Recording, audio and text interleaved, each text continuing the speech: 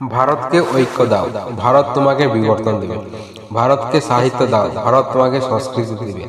ইহাই যেন ভাবনার বিবর্তন মাত্র। কেহ বলে সভ্যতা ঠিক, কেহ বলে ঐক্য ঠিক, কেহ বলে মানবতা ঠিক। সময়ের বিবর্তনে তিন সংস্কৃতির বিবর্তন যেন তারই এক রূপান্তরিত রূপ। তাই বলে মানুষ শিখে যায়, বলে যায়, কে যায় গায়। সভ্যতার অন্য মানুষরা ধরে নেয় তার সংস্কৃতির সংস্কার ভাবনায়। সভ্যতার বিবর্তন দাও, মানবতা দাও, লক্ষ্য দাও, তাহলেই নতুন পৃথিবী গঠিত হইবে ভারতীয় সভ্যতার হাত ধরে। কখনো আফ্রিকা তো কখনো উত্তর আমেরিকা, কখনো দক্ষিণ আমেরিকা, তো কখনো ইউরোপ, তো কখনো ওশিয়ানিয়া। বন্ধুত্বপূর্ণ মহাদেশীয় সভ্যতা সমূহ রয়, সংস্কৃতি ভাবনায় এশিয়ার গল্প রয়।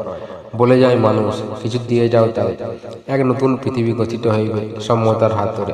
সভ্যতা থায় সংস্কৃতি রয়, বিবর্তন থায় ঐতিহ্য রয়, দারুণ এক সভ্যতায়।